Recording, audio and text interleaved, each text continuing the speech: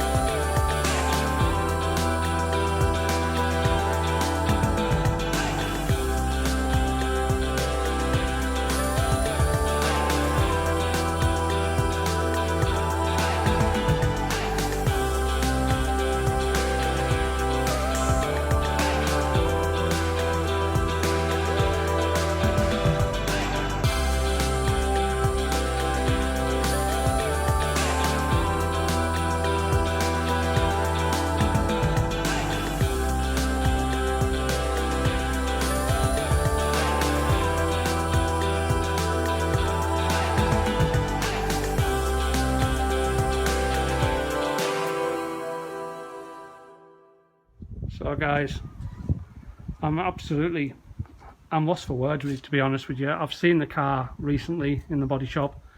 The body shop that painted the car actually did the Mini there that I've obviously featured in other videos. They're renowned for the workmanship. They don't really put out a bad job. So anybody that's from the Cumbria area, or even further afield, because the body shop I've used have actually did paint jobs for people further afield. There was an RS 2000 they did a while ago that went up to Scotland. So they used to be called Ponfield Bodyworks, based up at Kells. They're now called Whitehaven Accident Repair. They're based at Moresby Parks in Whitehaven, Unit 4, Joe McBain Avenue in Whitehaven. I'll put the details at the end of the video of the body shop for anyone that's interested in using them. Because to be honest with you, I can't really recommend them enough. They're the type of people that if something isn't quite right, they won't allow it to leave the workshop until it is absolutely right, and that's exactly what I want, because I work the same way myself. So I know I discussed it on my other video, the original video I did of the car. position here, going back before Christmas. Was never intended for YouTube, but now I'm actually intending to put this video on YouTube, so I may as well go into a little bit more detail about the car, what I've done to it since, well, the last 4 years. I spent 4 years and 3 months on the metalwork. I did all the metalwork. I did the Raptor coat underneath, and Whitehaven Accident Repair did the external paint finish. So I'll start at the front. It's had both inner front wings. That's the section there I'm looking at, for anyone who doesn't know. The full bulkhead, that's the top section with the bubble, and the bottom section. They're both, I think they're express panels. The inner wings are both Magnum panels. None of it was a bad fit at all, to be fair. It was a nice fit. So, and then it's had the Magnum bubble front wings. By that I mean the bubble is actually part of the wing. It's one piece pressing. So what you can just see is that from that point forward, everything's brand new. So the front panel, again, that's brand new, and the inner front panel in behind it is also brand new, and so are the front chassis legs. Obviously the front chassis legs, there's 3 pieces of the chassis leg from back to front, and I've done all 3 sections, front, middle and back. It's had doors. The doors are Magnum, new Magnum doors. It took a little bit of fettling here and there. I spent ages and ages getting the door lines exactly how I wanted, and then the body shop actually decided that the gap at the bottom was too tight, so they then actually altered the bottom of the door to make it bang on again, a bit more an example of what I was saying earlier about the lengths that they go to. The rear quarters, one of the few original parts, but it has had express panel rear bubbles, double row spot welded. So what I did here is I tucked the bubble up behind the quarter, and I done 2 rows of spot welds all the way around. I think there was about 180 odd spot welds in total, held that rear bubble on. And then I also did the bottom part of the rear quarter, which joined somewhere along here, the bottom half. They were butt welded in, blended in, and you would never know now in a million years it's ever been they've ever been replaced. It's also had, probably easier to show you at the other side, it's also had the bottom of this rear quarter along the bottom comes so far up, that was replaced, and it's also part of the doorstep, so it runs all the way along. It's the outer sill as well. It's spot welds back to the floor underneath. Again, the amount of corrosion in the bottom of that section originally was unbelievable. It was horrendous. Someone had tried welding it. I think they'd maybe tried gas welding it, and oh, you've never seen anything like it. It was ridiculous. It had a full floor. It goes all the way from this seam at the front all the way back to the back seam there. That was one piece Magnum, and what a fantastic fit that was. Anyone looking to put a floor in, Magnum panel floors are they're a great fit. You won't have any issues, or I certainly didn't. And then also the seat cross members, they were added in as well. The dash is original. It's just obviously been done back in the satin black as they were originally. The roof skin was another Magnum panel. It wasn't noticed till later on, towards the end of the build, that the roof skin was so badly warped that we had no choice other than to replace it. And out of all the panels I've fitted to the car, the roof skin has got to be the best fit. I had no issue at all. It lined up everywhere. There was no forcing, there was no hammering. It just fell into position beautifully. Now, my opinion on Magnum is their original panels, some of their original moulds aren't the best, but over time, in my honest opinion, over time, they've improved dramatically. They've got better pressings, and they now do pretty much every panel for the Mark 1, and all their new panels are a brilliant fit. So don't confuse them with their old stuff, because it's come on a long way. I think the only thing that I fitted to the car that was a bit of a nightmare to fit was the front wings, trying to get the wing lined up with the door, lined up with the scuttle, lined up with the bonnet, and lined up with the front panel perfectly, all at the same time. took about 3 days per wing. I was tearing my hair out, and that's the only part of the car I remember having a real hassle with. So what I'll do as well, I'll actually put some put some pictures, I'll upload some pictures into the video as well to show you how bad a lot of these sections used to look, because the floor was probably 50% rust, 50% non-existent. The chassis legs underneath had gone, long gone. I think it must have been sat in a field or something, because they were just disintegrated. They weren't gone, they were just not there.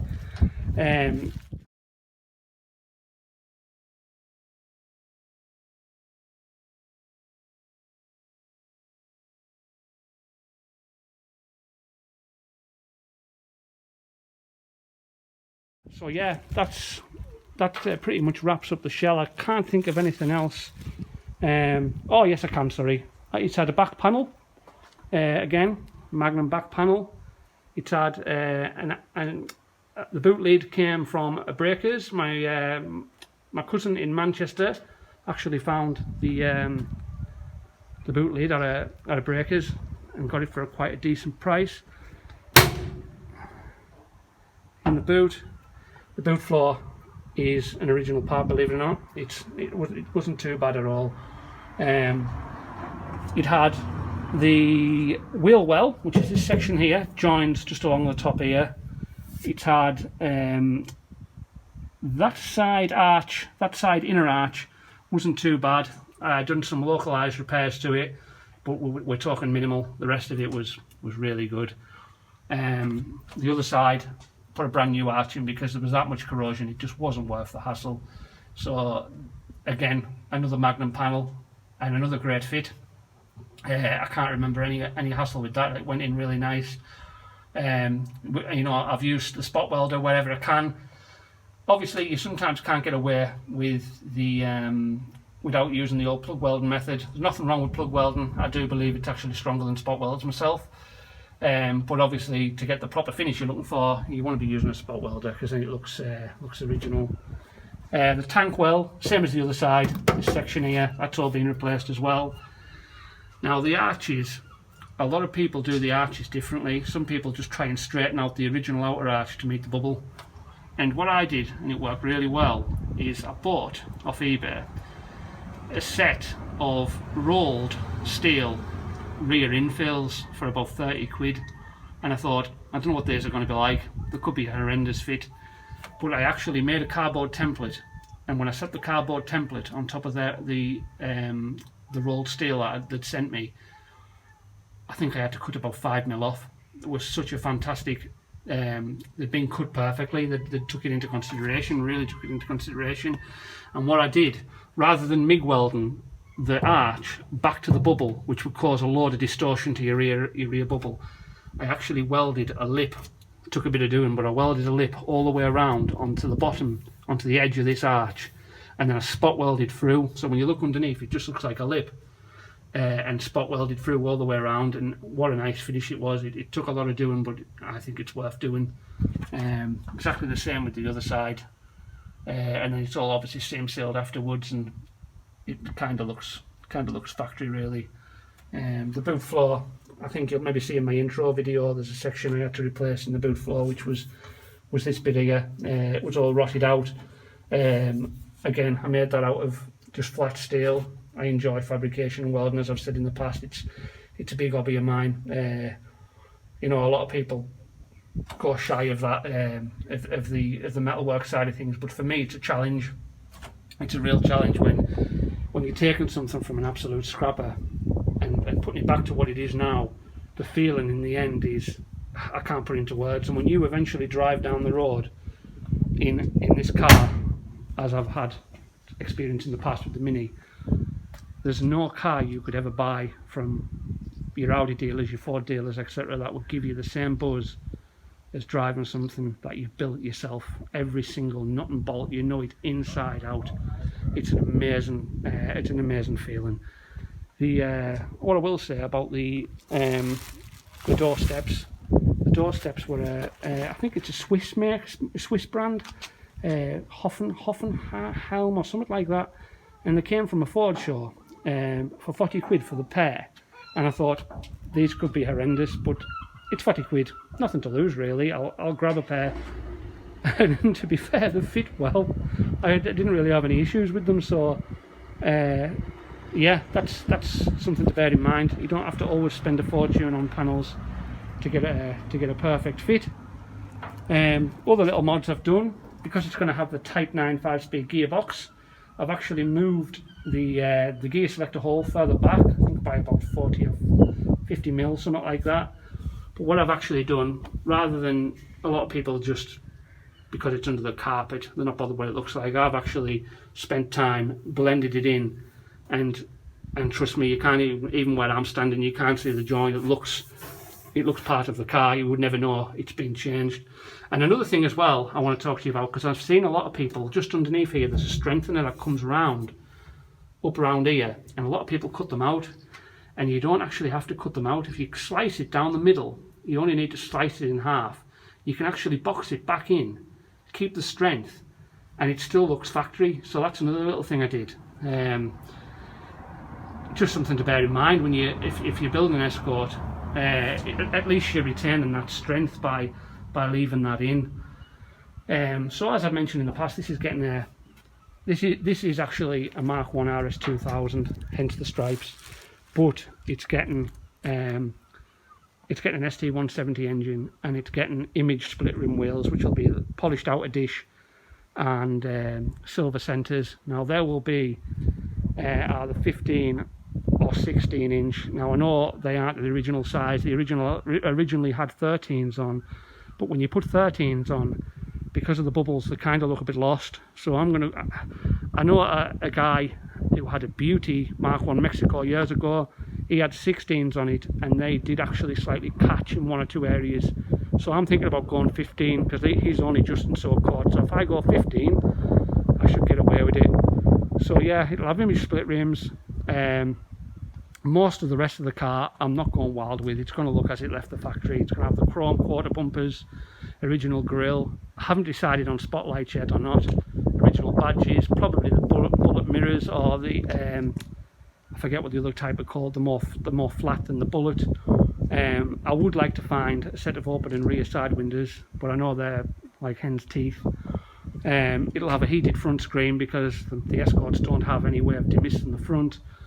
Again, at the back, original lights, original bumpers, original badges. Not looking to go too mad. Original petal cap, and basically make a beautiful example out of it. Now, if you're into your Escorts and you're into modifying them, also check out Marcus Hayes' videos online. He's got a Mark 1 Olympic Blue with an ST170, and he's also got a Mark 2 Escort with a Z-Tech, which is now converting to ST170 as well. That's a 4-door, the Mark 2. And what I like about it is the 4-door is a bit rough and ready. He uses that every day, and it's there to be abused. He throws it sideways, he has some fun in it, but his Mark 1 is absolutely immaculate. So he's got an immaculate example and a rough example, which I think is a good idea, because you don't really want to be throwing something like this around corners sideways and potentially damage it. If you do it with a car you care a bit less of, well then that's not so bad, is it? So yeah, check out Marcus Hayes' videos on YouTube.